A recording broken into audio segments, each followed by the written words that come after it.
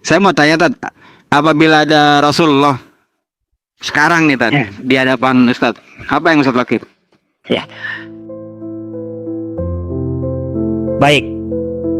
Pertama, saya akan mencium tangan beliau, memeluk beliau, menangis, kemudian minta didoakan agar diampuni oleh Allah atas dosa-dosa kita, dan minta didoakan masuk surga. Udah itu aja. Saya akan cium tangannya, saya akan peluk beliau, kemudian saya minta didoakan agar dosa-dosa saya diampuni, kemudian saya dimasukkan surga bersama beliau. Itu.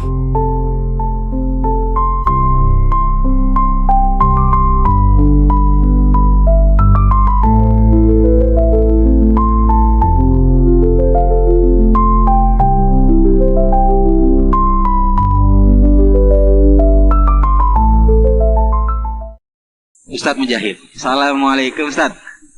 Waalaikumsalam warahmatullahi. Alhamdulillah ketemu lagi nih kita ya. Masya Allah. Alhamdulillah. Ada volume 2 nih. Forum 2. Masya Allah. Antusiasnya luar biasa ini. Alhamdulillah. Assalamualaikum Ustaz. Waalaikumsalam warahmatullahi wabarakatuh. Oh iya. Gara-gara poligami. Iya, kemarin mama pada nanya, Ustadz podcastnya poligami.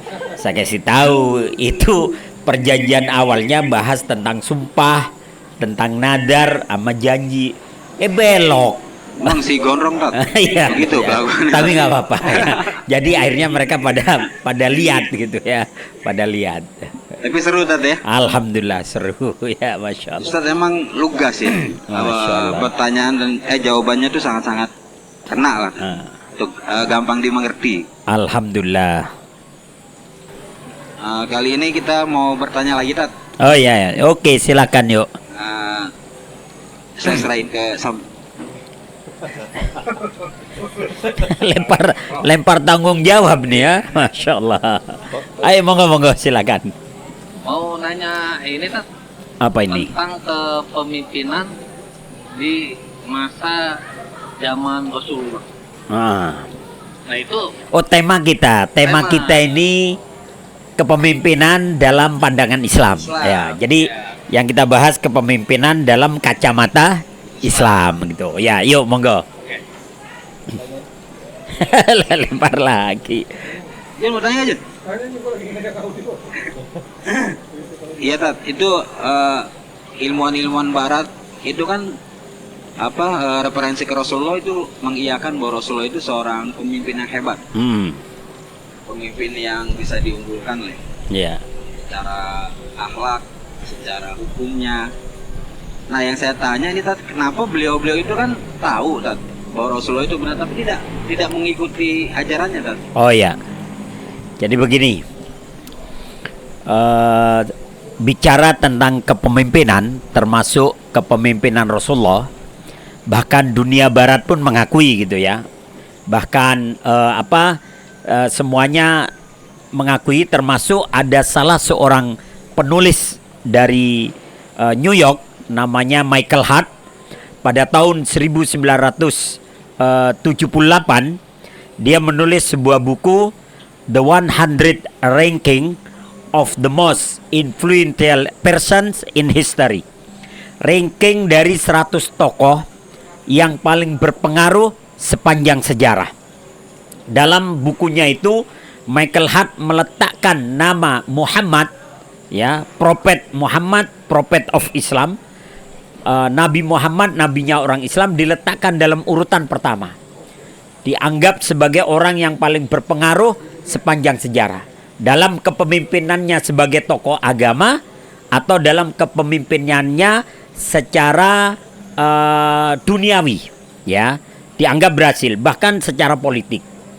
Nah, Michael Hart ini seorang Yahudi, tapi dia tetap dengan keyahudiannya, padahal dia dalam penelitiannya dan dalam buku itu dia meletakkan Rasulullah itu di ini yang pertama, di urutan pertama. Mungkin kita bertanya, kenapa Ustaz mereka yang sudah tahu Rasulullah mengakui tapi nggak beriman gitu? Nah ini masalah hidayah. Ini masalah hidayah. Allah menyatakan innaka lan tahdi man ahbabta Walakinallaha yahdi may yasha. Ya, sesungguhnya Allah akan memberikan sesungguhnya engkau wahai Muhammad tidak bisa memberikan hidayah kepada siapa yang kau sukai, tapi Allah memberikan hidayah kepada yang dikehendaki. Jangankan para ilmuwan yang mengakui kepemimpinan Rasulullah Shallallahu Alaihi Wasallam, bahkan paman Nabi sendiri, yakni Abu Thalib, tahu keponakannya itu Nabi, keponakannya itu dapat wahyu. Bahkan jauh sebelum Rasulullah itu diangkat jadi Nabi, Abu Thalib sudah tahu tanda-tanda kenabiannya. Tapi disitulah hidayah. Ternyata Abu Thalib tidak mendapatkan hidayah. Jadi kalau seandainya ada orang-orang Barat atau ilmuwan-ilmuwan mengakui kenabian dan kepemimpinan Rasulullah, tapi kembali kepada masalah hidayah. Begitu ya. Wallahu a'lam bishawab. Ya. Monggo. Tat mau nanya Tat. Ya, silakan, monggo. Ciri pemimpin yang baik dalam Islam itu apa? Oh ya. Berbicara tentang ciri pemimpin yang baik, dalam sebuah hadis yang diriwayatkan oleh Imam Muslim, Rasulullah Shallallahu Alaihi Wasallam menyatakan, "Khiyaru a'immatikum alladzina tuhibbunahum wa yuhibbunakum wa tusalluna alaihim wa yusalluna alaikum. Wa syiraru a'immatikum alladzina tubghidunahum wa yubghidunakum wa tal'anunahum wa yal'anunakum." Qila afala nunabiduhum ya Rasulullah? Qala la ma aqamu fikum as-shalah. Ya. Kata Nabi sallallahu alaihi wasallam, khiyaru a'immatikum, sebaik-baik pemimpin di antara kalian, cirinya yang pertama, alladzina tuhibbunahum, yang kalian mencintai mereka dan mereka pun mencintai kalian. Ya. Jadi kalian mencintai mereka dan mereka pun mencintai kalian. Jadi ada timbal balik. Ya. Ada timbal balik. Kalian mencintai pemimpin tersebut dan pemimpin itu mencintai kalian. Ya. Kemudian wa tusalluna alaihim wa yusalluna alaikum. Kalian mendoakan mereka, mendoakan kebaikan, dan mereka pun mendoakan kebaikan buat kalian. Jadi ada kausalitas, ada sebab akibat. Ya. Ini pemimpin yang baik. Ya, saling mencintai antara pemimpin dan rakyatnya, dan saling mendoakan antara pemimpin dan rakyatnya. Kemudian wasyiraru a'immatikum, dan seburuk-buruk pemimpin di antara kalian adalah alladzina tubghidunahum, yang kalian benci kepada mereka dan mereka pun membenci kalian. Jadi sama-sama benci nih. Pemimpinnya benci sama rakyatnya, rakyatnya benci sama pemimpinnya. Pemimpin yang buruk nih. Watal anunahum wayal anunakum, kalian mensumpah serapahi mereka dan mereka pun mensumpah serapahi kalian. Jadi sama-sama nggak seneng, mendoakan yang buruk buat pemimpin, pemimpinnya pun mendoakan keburukan buat rakyatnya. Ini pemimpin yang buruk. Ya.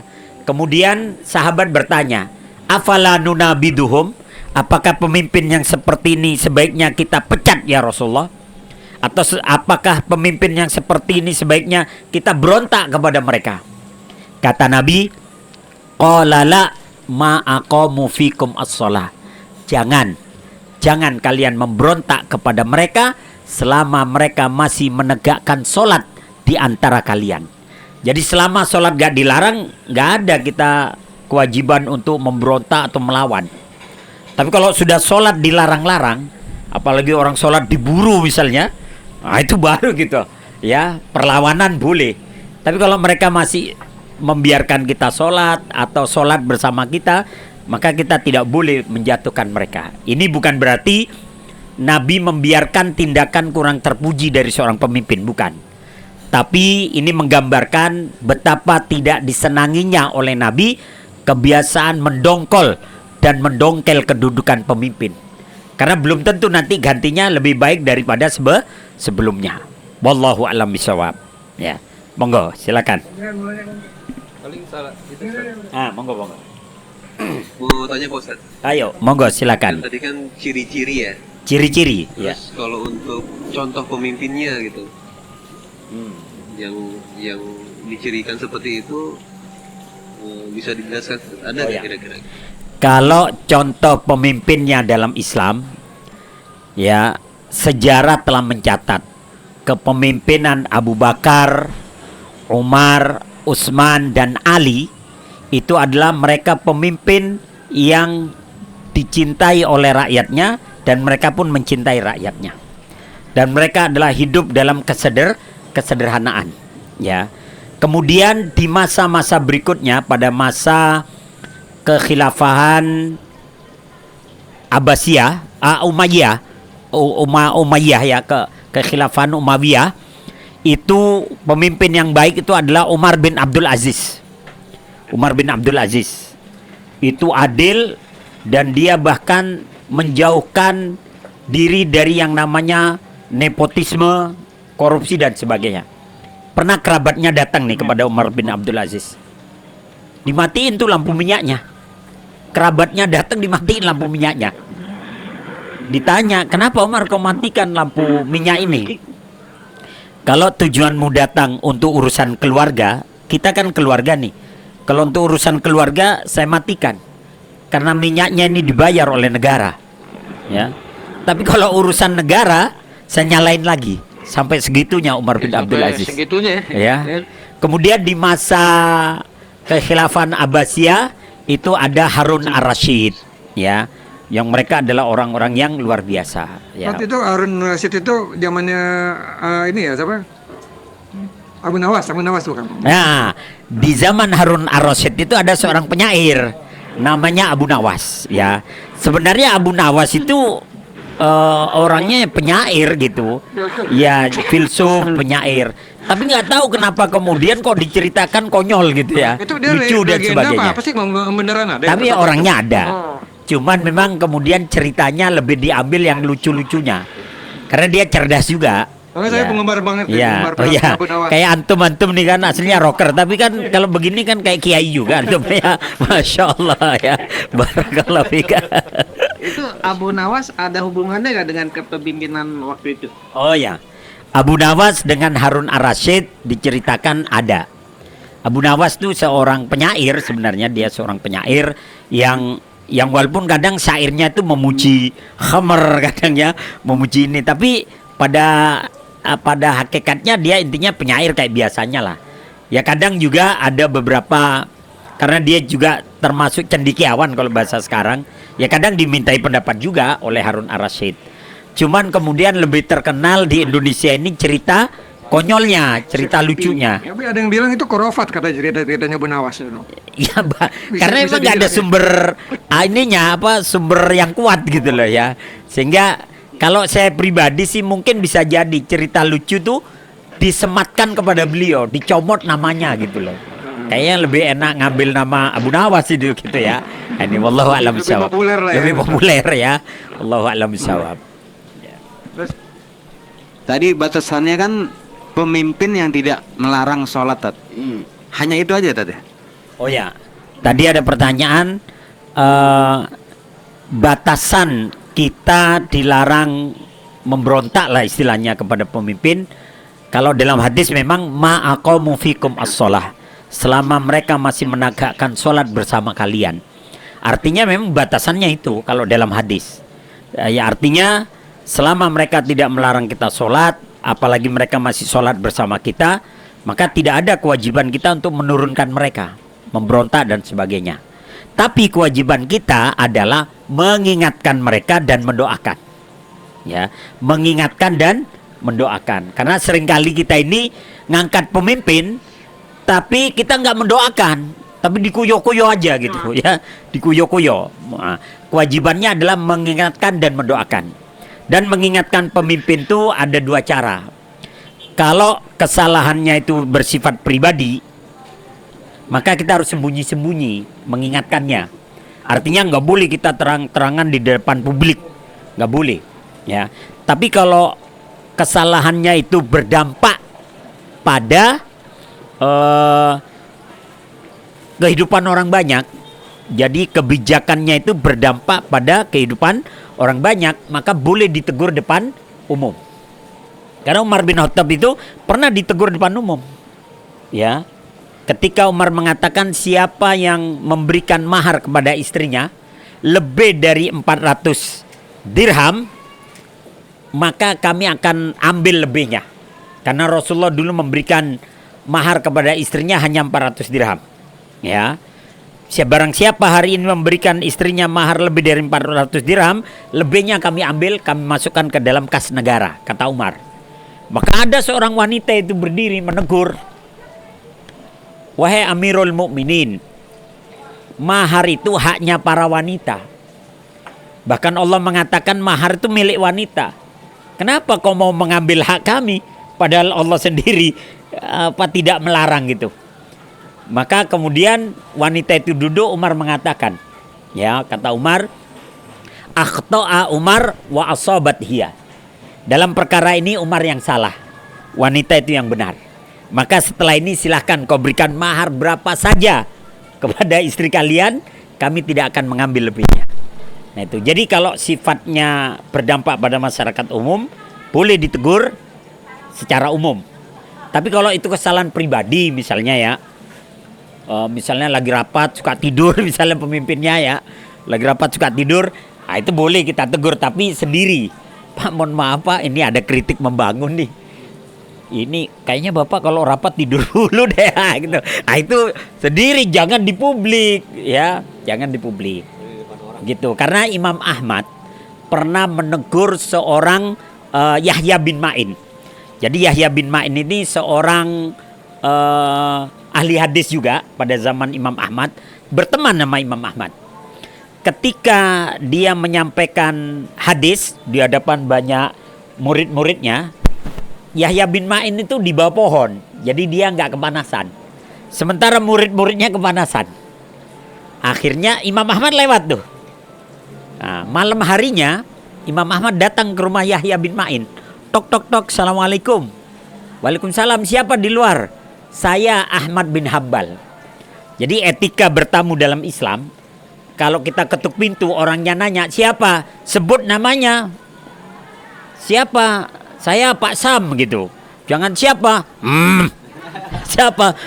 Takut orangnya. Jadi etikanya kalau tanya siapa, sebutkan namanya. Oh saya Pak Rianto misal. Jadi kita tahu buka pintu.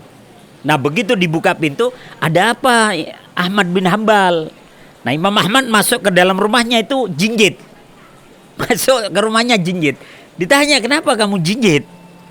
Shh, biar anak istrimu nggak dengar, nggak terganggu. Emang ada apa? Silakan duduk. Baru itu. Begini kata Imam Ahmad. Aku lihat tadi siang kau mengajar murid-muridmu hadis, kau di bawah pohon, sementara murid-muridmu kepanasan. Ini kayaknya kurang pas deh untuk seorang ahli hadis. Masa dia dapat naungan sementara muridnya kepanasan? Kayaknya orang yang ngerti hadis sebaiknya tidak melakukan ini. Apa kata Yahya bin Ma'in? Alhamdulillah, terima kasih sudah diingatkan. Nggak marah. Alhamdulillah, terima kasih sudah diingatkan. Cuman kenapa nggak tadi pagi aja diingatkannya? Nggak langsung gitu. Apa kata Imam Ahmad? Ya, saya tidak ingin menjatuhkan kehormatanmu di hadapan jamaahmu. Maka seorang ustadz itu harus menjaga kehormatan yang lain. Jangan ngumbar kesalahan ustadz di media sosial. Kalau kesalahan pribadi sampaikan. Ini kadang kan kita sesama ustadz saling menghujat gitu. Padahal sesama supir aja dilarang saling mendahului gitu ya. Begitu, wallahu a'lam bishawab ya. Baik, monggo silakan. Tat, mau nanya waktu zaman Rasulullah tuh perang sering ya Tat? Oh ya, pertempuran sering. ya? Tuh perangnya apa aja Tat? Oh ya, Banyak gitu ya? pada masa Rasulullah itu memang terjadi pertempuran. Karena begini, pada masa itu memang pertempuran itu sering terjadi antar kabilah, antar suku, ya, antar kabilah, antar suku. Itu memang sering terjadi, ya. Nah, kemudian peperangan yang dipimpin langsung oleh Rasulullah itu disebut ghazwah, ya, disebut ghazwah. Dan itu ada sekitar 17 pertempuran. yang dipimpin Nabi. Kemudian ada pertempuran yang tidak dipimpin oleh Nabi, itu namanya Sariyah, ya. Itu namanya Sariyah, ya. Baik, tunggu dulu, ini masuk nggak? Hah? Nanti dikat, kita pakai bahasa Inggris. Tidak, iya. Masuk nggak? Kita bilang tidak. Bisa pakai Inggris juga didengerin dulu. Atau minta Masnya diadupin agak ke sono kali? Ya. Diadupin agak ke sono. Ini dikat ya? Dikat nanti kan? Ayo udah. Enggak, konsentrasi saya agak terganggu tiba-tiba. Ya, minta dana lagi dia, dana gitu. Minta dana dia. Minta dana. Bagusnya sih gitu. Ah, Kalau lu ke jalan Kayaknya kemarin nggak Nggak ada orang kan? Hah? Kemarin nggak ada gitu deh kayaknya. kita di depan kan? Oh, Di depan. Masuk nggak? Lo bisa diedit, nanti bisa diedit. Bisa diedit. Benar. Udah tadi Oke. konsentrasi dia berkurang. Tadi kan Soalnya tiba-tiba dana soalnya nih ya. Semua juga butuh dana gitu kan. Dia main dana langsung. Kami rekod. Baik, udah rekod. Ini juga. Oke. Baik, berikutnya tadi pertanyaannya. Ustadz, saya pernah dengar ada hadis. Nah, Doa yang tidak tertolak itu ada 3. ah, Satu, pemimpin yang adil. Ah. Kedua, orang yang sedang berpuasa. Yang ketiga, orang yang terzolimi. Ya. Tadi. Berarti kalau 3-3-nya jadi satu nih, mantap tuh. oh ya. Jadi begini ya. Jadi subhanallah antumnya tahu hadis itu ya. Berarti antum belajar hadis juga ya. Masya Allah ya. Bersantren kayaknya nih beliau ini. Ya, jadi begini. Ada hadis menyatakan salasun la turaddu da'watuhum. Ada 3 orang yang doa mereka itu tidak dikabulkan, tidak ditolak ya. Ada 3 orang yang doanya tidak ditolak. Yang pertama al-imamul adil. Ya, doanya pemimpin yang adil. Ya, pemimpin yang adil itu adil terhadap dirinya sendiri, adil terhadap keluarganya, dan adil kepada orang-orang yang dipimpinnya. Ya. Yang kedua, as-shaimu hatta yuftir. Doanya orang yang berpuasa sampai dia berbuka. Itu tidak ditolak. Kemudian yang berikutnya adalah wada'watul madlum, dan doanya orang-orang yang terdolimi. Nah, bagaimana kalau 3-3-nya ada ini, Ustaz? Mantap lagi. Udah dia pemimpin yang adil, suka puasa sunnah, didolimi lagi orang lain misalnya. Oh, beres itu udah doanya ya. Nah, Umar bin Khattab itu karena beliau pemimpin yang adil, pernah Madinah itu dilanda kekeringan. Maka Umar bin Khattab kemudian nggak manggil pawang hujan, ya, karena kekeringan nggak hujan-hujan. Umar bin Khattab nggak manggil pawang hujan, nggak, ya. Tapi apa kata Umar? Keluar kalian ke lapangan, bawa anak istri kalian, bawa ternak-ternak kalian, kita sholat istisqa. Sholat istisqa itu Umar. Begitu sholat istisqa, yang imami Umar langsung. Begitu selesai sholat, selesai khutbah, berdoa Umar dengan mengangkat tangan tinggi-tinggi. Selesai doa langsung diguyur hujan. Pemimpin yang adil. Langsung dijawab ya? Langsung diijabah, ya. Nah ini, jadi pemimpin yang adil, apalagi kalau 3-3-nya ada tadi, udah adil, suka berpuasa, didolimi lagi ya. Gimana yang mendolimi siapa ini? Wallahu a'lam. Memang ada rakyat mendolimi pemimpin ya. Nah, ini. Kayaknya yang kebalikan ada ya. Wallahu a'lam bishawab. Ya, monggo silakan. Tat, satu lagi, Tat. Ya. Rasulullah itu kan pemimpin yang adil, butuh orang-orang di sekitar yang solid. Terus butuh dana juga, Tat. Iya. Itu Rasulullah bisnis apa, Tat? Oh ya. Dananya dari mana ya? Oh ya. Oh, ini ada pertanyaan. Rasulullah itu pemimpin dan dikelilingi oleh banyak sahabat. Terus dana Nabi dari mana itu? Ya, untuk peperangan, untuk aktivitas, untuk yang lainnya. Jadi begini. Pertama, Rasulullah SAW itu berdagang. Ya, dan setelah jadi nabi pun Rasul tetap berdagang. Dan yang menjalankan dagangannya adalah para budak-budaknya. Itu sumber penghasilannya dari dagang.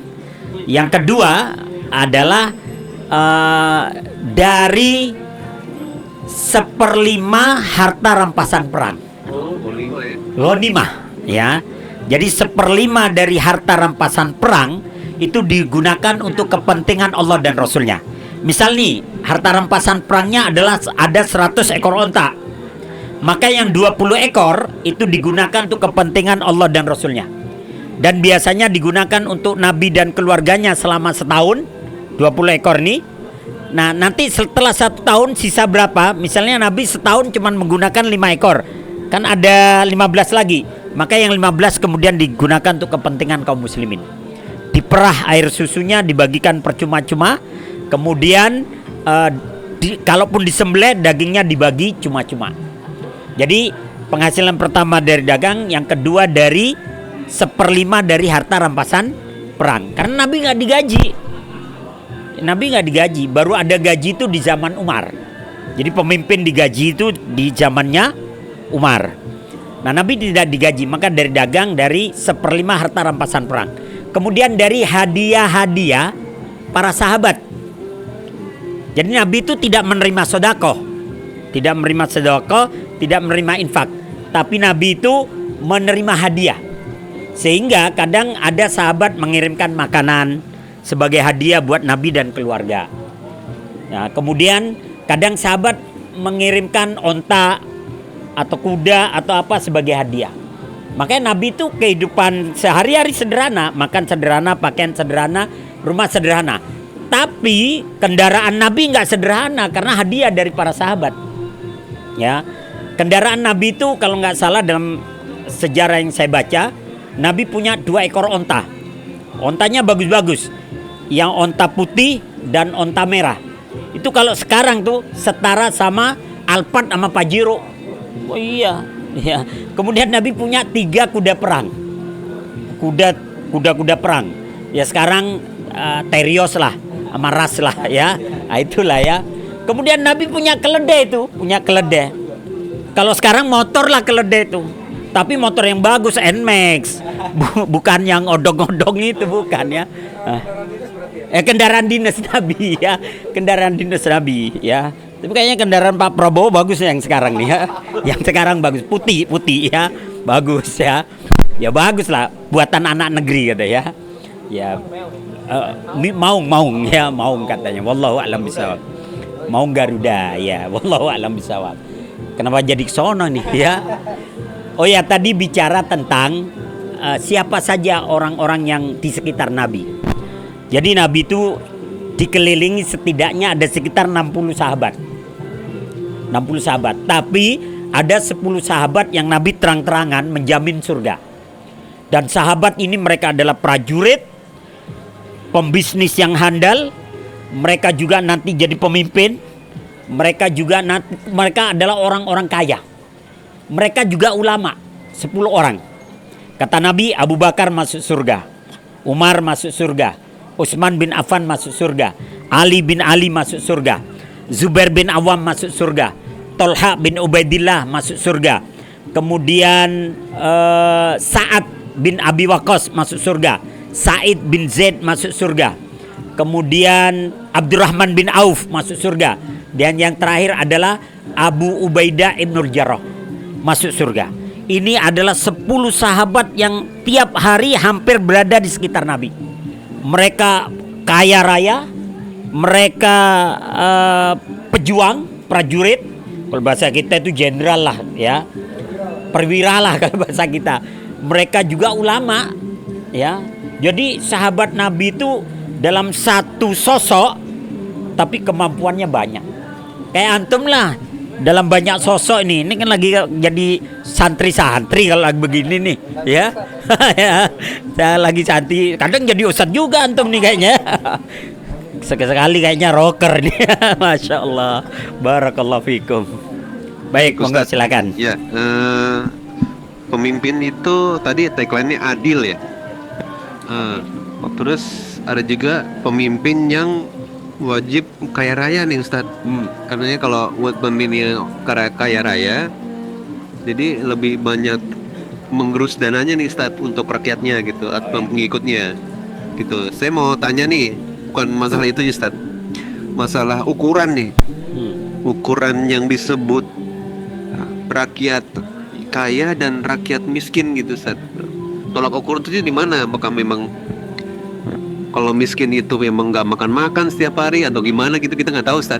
Oh, ya. Kalau yang kaya tuh gimana? Pengen tahu dari penjelasan Ustaz itu. Rakyat yang kaya dan rakyat yang miskin gitu.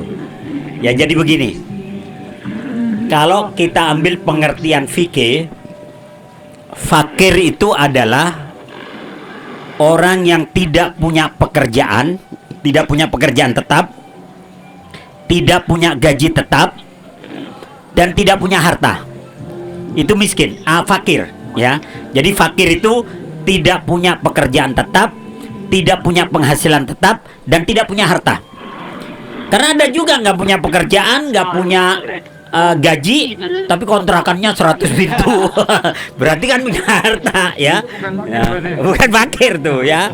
Antum nih kayaknya ya, kelihatannya lontang-lantung tapi kontrakan wah banyak ya. Ini ya. Jadi itu fakir, nggak punya pekerjaan tetap, nggak punya penghasilan tetap, nggak punya harta. Kalau miskin, dia punya pekerjaan tetap, dia punya penghasilan tetap, tidak punya harta, tapi penghasilannya tidak mencukupi. Itu miskin. Itu miskin. Nah, pada masa Khalifah Harun ar-Rasyid, pada masa Khalifah Harun ar-Rasyid itu Islam mengalami masa keemasan. Sehingga ketika itu orang miskin itu ada standarnya. Orang yang berpenghasilan sebulan 2 dinar itu dianggap miskin, dapat santunan dari negara, dapat daging, dapat tepung gandum sekarung. Pada masa kekhilafahan Harun ar-Rasyid, penghasilan 2 dinar. 1 dinar tuh uang kita 3 juta. Berarti kalau 2 dinar berapa? 6 juta. 6 juta itu dianggap miskin. Dapat santunan daging, dapat santunan uang, dapat santunan gandum 1 karung. Bansos Kalau bahasa kita. Dapat uangnya juga. Tapi itu berapa tadi? 2 dinar. 6 juta. Kalau antum kan wah sudah di atas 10 gitu kan. Jadi nggak dapat bansos gitu ya. Nah, tapi kadang ya kalau kita standar PBB nih kayaknya standar PBB itu kalau nggak salah, wallahu a'lam, apa saya salah data atau enggak, terakhir pernah saya baca standar PBB itu kalau nggak salah orang yang berpenghasilan sebulan 600.000 itu adalah miskin, standar PBB. Jadi kalau ada orang gajinya 900, kadang penguasa langsung ngomong nih, alhamdulillah kemiskinan di negeri ini telah menurun ke anak cucu. Wallahu a'lam bishawab.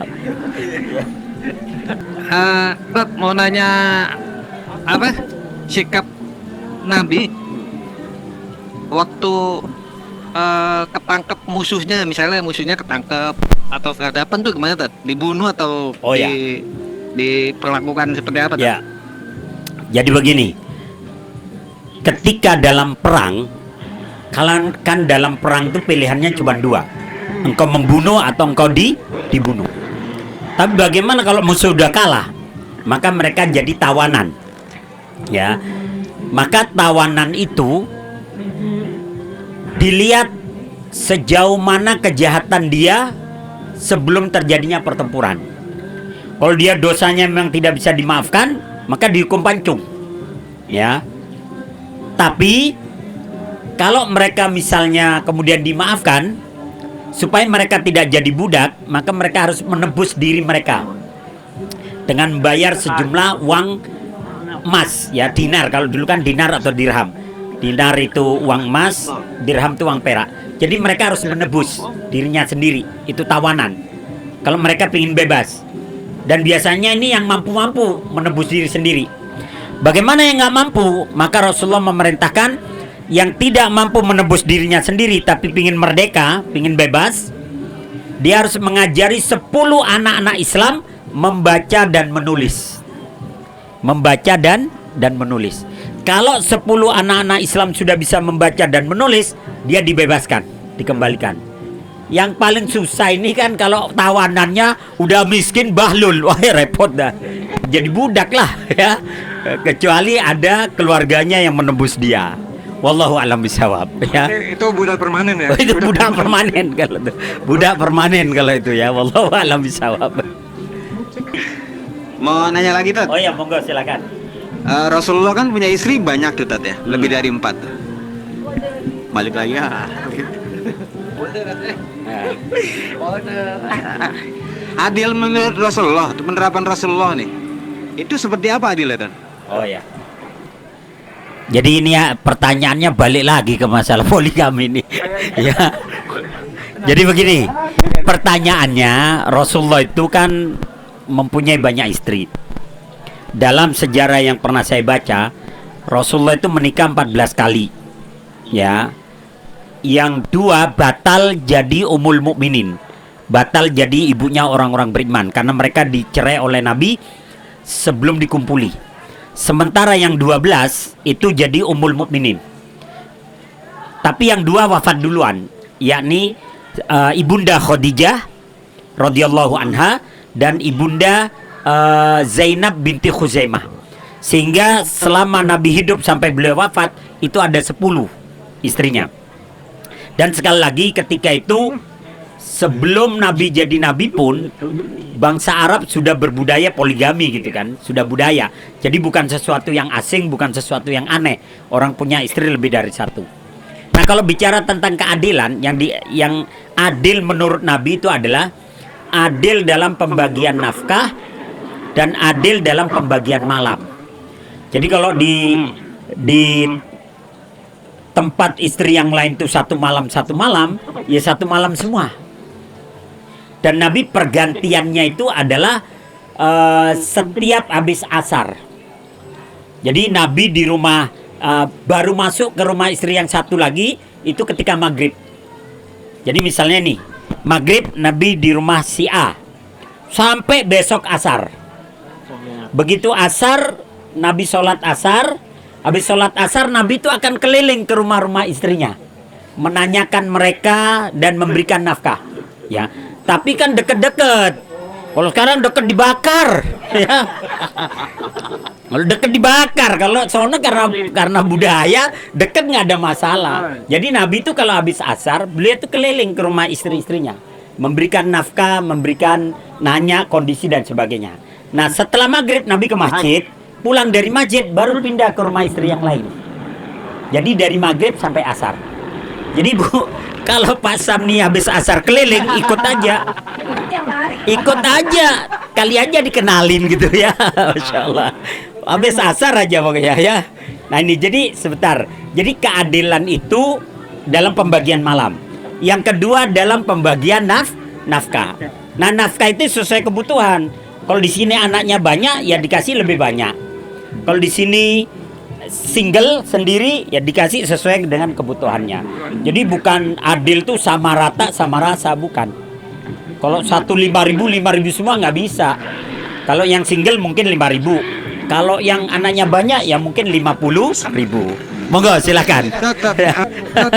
Itu kan baru lahir ya. Berarti batinnya bagaimana tuh? Oh batinnya. Ya batinnya tadi kalau di tempat ini 1 malam, tempat yang lainnya 1 malam. Kan masuknya dari maghrib. Habis sholat maghrib, Nabi ke rumah istri yang harus gilirannya sampai besok asar. Ya masa iya dari maghrib sampai besok asar gak ada waktu, ya? Nah ini begitu ya Pak Sam ya. Yang lain. Yang lain. Bang Ihan. Iya balik lagi nih kita bahas ini lagi. Pak Ustadz, Ya. ada pepatah Arab apa itu Oh tadi? pepatah Ya kan? Arab. Jika ingin tahu seseorang, jangan lihat pada orangnya, Ustadz. Pada orangnya. Ya kan? Lihatlah teman-temannya gitu. Gimana itu maksudnya, Ustadz? Oh ya, ini Pak Rianto ini tanya pepatah Arab. Kalau engkau ingin tahu seseorang, jangan nanya sama orangnya, tapi kau lihat siapa teman-temannya. Ya, kata pepatah Arab itu anil mar'i la tas'al fasal an qarini fa innal qarina bil muqarani yaqtadi. Kalau engkau ingin tahu seseorang, maka lihatlah siapa teman-teman di sekelilingnya. Karena teman-teman itu akan memberikan pengaruh kepadanya. Maka kalau kita ingin tahu seorang pemimpin, Lihat aja orang-orang di sekitar dia siapa aja. Kalau di sekitar dia adalah orang-orang soleh, orang-orang baik, kaya yang suka berbagi, ya dia nggak jauh dari itu. Karena burung akan berteman dengan burung, bebek dengan bebek, ayam dengan ayam. Jarang ayam berteman sama anjing itu jarang ya. Ya, agak susah ya, agak susah. Nah, maka karena antum nih temennya Pak Rian, jadi saya tahu antum. Sesekali kayaknya jadi santri, sesekali jadi ustadz juga, sesekali kayaknya rocker juga kayaknya ya, masya Allah. Jadi, Ya, Tat, ini mau nanya Ya, Tat, monggo. di dalam zamannya Rasulullah itu ya berarti ya. Kita ini kan pemusik nih. Oh, Kita ya. ini bermain musik Ah. ya. Di zaman Rasulullah ada nggak sih Tat? oh ya, Ada dalilnya nggak sih Tat Oh, ya. untuk musik itu? kalau kita bicara tentang musik, kita terlepas dari halal haramnya dulu ya. Apakah di zaman Nabi itu ada musik, lagu dan tabu-tabuan? Jawabnya ada. Bahkan sebelum Nabi lahir pun sudah ada. Masyarakat Arab tuh ada tabu-tabuan. Cuman alatnya memang terbatas, gak ada organ tunggal ya. Jadi begini. Jadi pada masa Nabi tabu-tabuan tuh ada. Syair tuh ada, syair yang dengan nada, syair dengan dikasih tabu-tabuan sudah ada. Hanya saja memang pada masa Nabi tabu-tabuan itu ada yang diharamkan, ada yang tidak. Oh, juga ada itu. Iya. Sudah diharamkan ya. Pak? Iya, ada yang diharamkan, ada yang tidak. Yang diharamkan, jadi tabu-tabuan itu bisa menjadi haram atau musik lah kalau bahasa kita bisa menjadi haram pertama karena syairnya. Syairnya mungkin memuji khamar, syairnya memuji wanita berlebihan, syairnya penuh dengan isi kemusyrikan, ya. Mungkin syair-syairnya ngajak ke neraka misalnya, ayo kita ke neraka semua gitu misalnya. Nah, itu yang bisa jadi haram karena syairnya. Yang kedua karena jenis musiknya. Saya agak ragu juga sama jenis itu kalian. Jenis musik itu pengaruh juga, bisa menjadi haram atau enggak, ya. Kemudian karena penyanyinya, pakaian, penampilan dan sebagainya itu pengaruh, bisa menjadi halal atau haram. Kemudian berikutnya dampak dari nyanyian tadi. Kalau dampaknya buruk, ya bisa jadi haram. Berapa banyak orang dengerin lagu lupa sholat maghrib, lupa sholat ini dan sebagainya. Tapi intinya pada masa Nabi itu ada tabu-tabuan, ada syair. Ketika Aisyah menikahkan budaknya, Nabi bertanya, wahai Aisyah, di mana tabu-tabuannya? Oh, di tempat perempuan ya Rasulullah. Yang menyanyi perempuan, tabu-tabuannya pakai duf. Apa rebana kalau bahasa kita, pakai duf. Sehingga ada sebagian orang bahwa tabu-tabuan itu dimainkan pada zaman Nabi ketika ada pernikahan, ketika berangkat perang, atau ketika pulang dari pertempuran. Momen-momen tertentu ya. Ya, atau ketika ada hari raya, ketika hari raya. Karena dalam buku yang berjudul Al-Id Ma'ar Rasul, Idul Fitri bersama Nabi, Nabi pernah waktu habis sholat Id, Nabi rebahan di pangkuan Aisyah. Terus ada dua anak kecil yang mereka tabu-tabuan dengan menyanyikan lagu-lagu Al-Ba'as, lagu-lagu perjuangan. Ya, maka datang Abu Bakar As-Siddiq. Kata Abu Bakar, seruling setan ada di rumah Nabi, kata Abu Bakar. Maka Nabi yang tadinya rebahan duduk, kemudian memerintahkan Aisyah membawa kedua anak kecil yang bawa tabu. Tapi penyanyinya kecil ya, bukan dewasa, terus pakai baju adiknya yang masih TK gitu ya. Jadi dibawa ke dalam. Kemudian Nabi mengatakan kepada Abu Bakar, ya Abu Bakar, inna likulli qaumin idan fahakada iduna. Wahai Abu Bakar, sesungguhnya setiap kaum itu mempunyai hari raya, hari di mana mereka bergembira. Maka seperti inilah hari raya kita. Jadi boleh ketika berhari raya itu bergembira dengan mendengarkan syair-syair atau lagu-lagu yang penuh semangat, ya. Ya, maka kemudian para ulama sebagiannya menyatakan kalau lagu itu membangkitkan semangat boleh. Kayak syairnya Buya Hamka, Kalam suci menuntut kita berjuang, tereret, maju serentak membela kebenaran, tereret. Yang penting tereretnya tadi. Ya, jadi semangat. Ya, atau kayak lagunya Abri itu ya. Takkan kembali pulang sebelum kita yang menang, kan itu semangat ya. Yang bisa haram tuh kalau lagunya bila kau mati, ku juga mati, ngajak bunuh diri ya. Itu haram ya. Wallahu a'lam bishawab ya. Berarti alat musiknya nggak haram tadi? Nah, mengenai alat musiknya ini kemudian berbeda-beda. Sebenarnya walaupun sebagian saya sebutlah kalau saudara-saudara kita yang salafi memang bahkan alat musik pun bisa haram ya. Tapi kalau sebagiannya lagi menyatakan ya sebenarnya gitar, ada gitar nih, didiemin aja nggak ada masalah. Nggak ada masalah. Gitar ini ada gitar, piano, seruling, didiemin aja nggak ada masalah. Dia kan punya pengaruh kalau sudah dimainkan.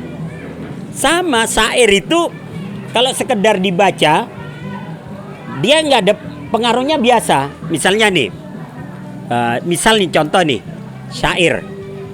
Jikalau kau memang tak lagi cinta, ya, maka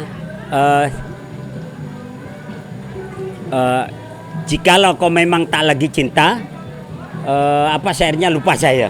Pokoknya itulah. Tapi ketika dikasih nada, kalau dibaca biasa kan begini. Jikalau kau memang tak lagi cinta, biarkan aku pergi walau terluka. Misalnya begitu ya. Jikalau kau memang tak lagi cinta, biarkan aku pergi walau terluka. Kalau dibaca biasa kan biasa. Tapi kalau dikasih nada beda.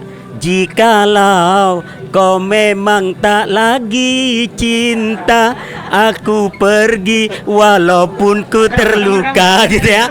Nah itu ya. Jadi kalau udah dikasih nada beda lagi rasanya. Ya. Nah itu yang kemudian sebagian nada itu yang membuat kita terpengaruh. Berarti instrumennya mah nggak masalah sebenarnya, Dar. Instrumennya Ya, aman-aman aja. tergantung jenis musiknya tadi, ya. Wallahu a'lam bishawab. Nah, Ini kita kembali ke pemimpin tadi ya. ya. Pemimpin yang adil. Berarti kalau ada pepatah Arab bicara apabila perkara diserahkan Oh ya. kepada pemimpin yang bukan ahlinya, ya kan Ustaz? Itu maka tunggulah kiamat itu. Gimana Ustaz? Oh ya, jadi ada hadis ya. Ada hadis Nabi yang menyatakan idza wusidal amru ila ghairi ahlihi fantadris sa'ah. Apabila satu perkara telah diberikan kepada orang yang bukan ahlinya, fantadris sa'ah, maka tunggulah saat kehancurannya. Maksudnya begini, apabila amanah kepemimpinan diberikan kepada orang yang bukan ahlinya, maka tunggu saat kehancurannya. Ya, misalnya Pak Rianto ini nggak punya ahli kepemimpinan, saya kasih misalnya, saya tunggu aja saat kehancurannya. Dia akan memilih orang-orang yang tidak punya kapabilitas. Ya, misalnya ahli tafsir suruh bangun jembatan ambruk, ya, atau insinyur jembatan suruh nafsirin Quran rusak, ya. Atau misalnya orang misalnya dia ahli strategi perang suruh ngurus tanah misalnya ya atau apa dan sebagainya, nggak bukan ahlinya gitu ya. Atau antum yang biasa bangun jembatan kemudian suruh ngurus dagang, ya repot juga. Maka itu yang dimaksud apabila amanah kepemimpinan diberikan kepada yang bukan ahlinya, maka tunggulah saat kehancurannya. Begitu. Ya. Wallahu a'lam bishawab, ya. Boleh nyindir? Nggak boleh. Nggak boleh nyindir ya? Nanti masnya di stop ya. Oh iya. Volume 2 bro. Kita ya kan. Baru volume 2. Kan mereka Langsung dirudal. Langsung dirudal. Berarti nggak boleh nyindir itu ya? Nyerempet aja. Ada. Dari istana ya. Istana apa yang itu dari apa ini? Dari apa ya? Itu tak selain Mekahat, tanggapan tokoh-tokoh dunia itu siapa aja selain Mekahat ya? Oh ya. Jadi ini ada pertanyaan, selain Michael Hart, siapa saja tokoh-tokoh dunia yang memberikan tanggapan positif terhadap Rasulullah? Yang pertama tadi Michael Hart. Kemudian ada Mahatma Gandhi juga. Ada Mahatma Gandhi, dia juga memuji Rasulullah, bahkan dia membaca biografi Nabi dari volume pertama sampai volume kedua. Kemudian ada dari Inggris tuh Sir George Bernard Shaw, ya. Sir George Bernard Shaw itu dia menulis sebuah buku dengan judulnya adalah The Genuine Islam, Islam sejati. Dia menulisnya pada tahun 1936. Dalam bukunya itu dia mengatakan, kalau ada agama yang berpotensi menguasai Inggris dan Eropa beberapa ratus tahun dari sekarang, Islamlah agama itu. Aku sudah mempelajari Muhammad, dia adalah orang yang tidak antikristus, tidak antikristus kata dia. Bahkan aku melihat agama Muhammad ini menyatukan banyak orang. Kenapa? Disatukannya dengan bahasa Arab tadi. Makanya orang berhaji dari dunia manapun semua paham tuh sama Al-Fatihah. Semua paham dengan bacaan yang dibaca seluruh dunia. Bahkan seandainya mereka nggak bisa bahasa Arab pun, nanya ainal Masjidil Haram, di mana Masjidil Haram? Siratal Mustaqim, Siratal ladzina an'amta alaihim. Begitu tahu dah, ya. Ghairil maghdubi alaihim waladdallin. Langsung paham itu, ya. Jadi disatukan dengan bahasa Arab. Takbir dimanapun sama, Allahu Akbar. Itu Sir George Bernard Shaw. Kemudian ada juga apa yang dari Bosworth Smith, ya, dari Inggris juga, namanya Bosworth Smith. Dia menulis buku Muhammad and Mohammedanism, Muhammad dan ajaran Muhammad. Dia mengatakan Muhammad itu seperti seorang paus dan juga seperti seorang Julius Caesar. Dia pemimpin agama, dia juga pemimpin negara, ya.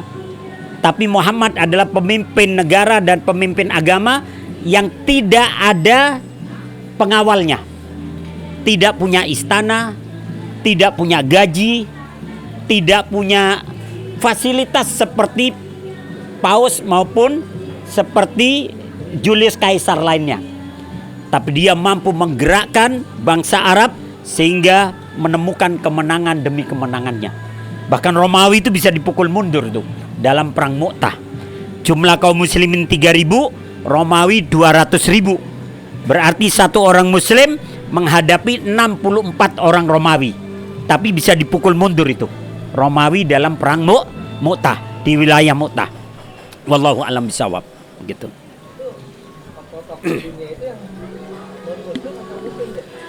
Tokoh-tokoh dunia yang menyebutkan tadi, mereka adalah bukan orang-orang Islam, tapi mereka mempelajari sejarah hidup Muhammad sehingga memberikan ini yang positif. Sekali lagi, ada orang yang mempelajari Nabi tapi hidayah nggak dapat.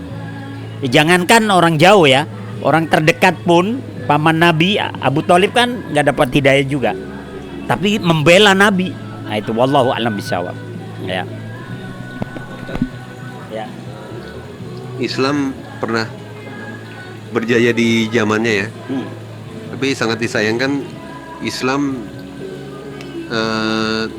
ada terjadi penurunan gitu, Ustaz. Ya kan? Setelah Nabi Muhammad, sahabat Nabi membangun Islam dengan ekspansi, ya Ustaz, ya, ke negara-negara lain, ya, kayak Abu Bakar, Umar bin Khattab, ya kan? Terus sampai ke khalifah, ya Ustaz, ya. Yeah. Gitu kan. Tapi sangat disayangkan Islam itu sekarang makin terhimpit gitu, Ustaz.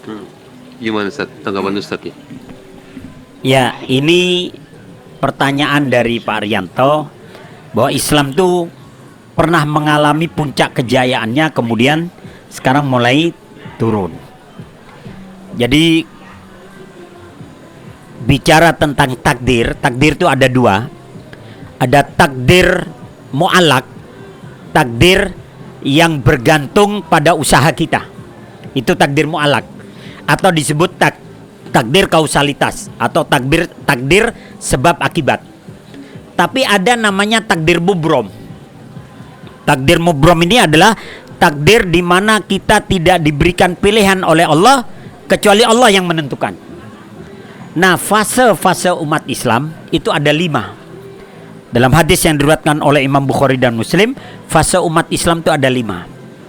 Kata Nabi, takunu fikum nubuwah masya Allah antakun. Akan datang masa kenabian kepada kalian sebagaimana yang dikehendaki oleh Allah.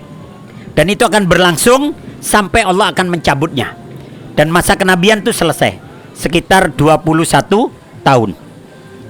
Wa takunu fikum khilafah ala minhajin nubuwah. Kemudian setelah itu akan datang masa kekhilafahan berdasarkan jalan yang dicontohkan oleh Nabi. Dan ini sahabat yang 4 tadi, Abu Bakar, Umar, Utsman, dan Ali.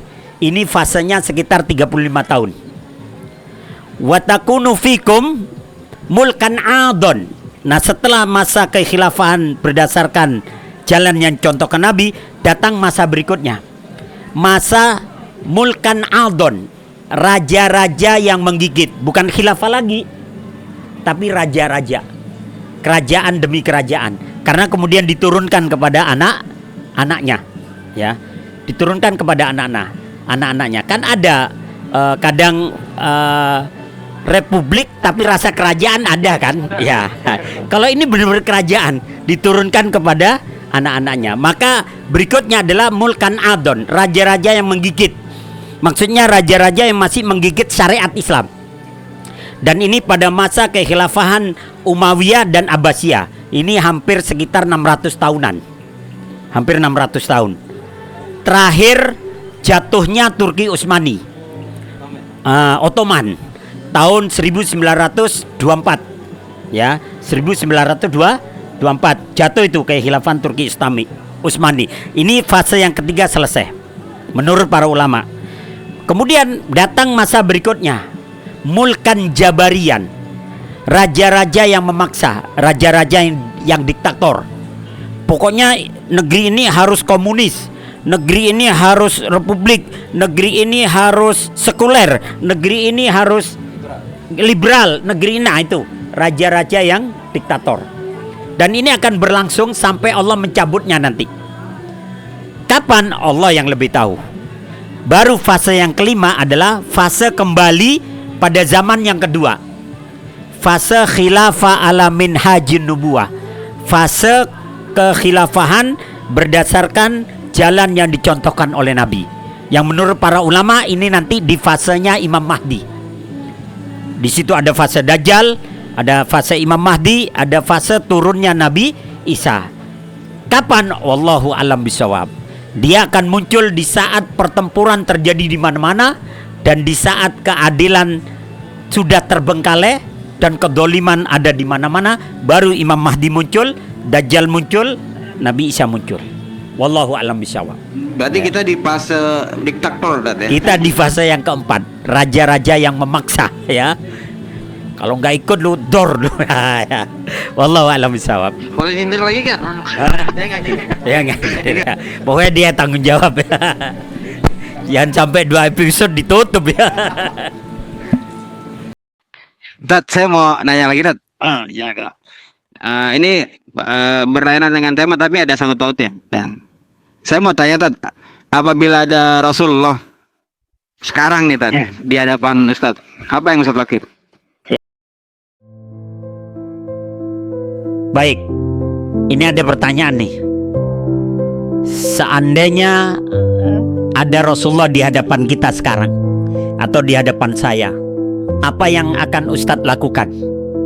Pertama, saya akan mencium tangan beliau, memeluk beliau, menangis, kemudian minta didoakan agar diampuni oleh Allah atas dosa-dosa kita, dan minta didoakan masuk surga.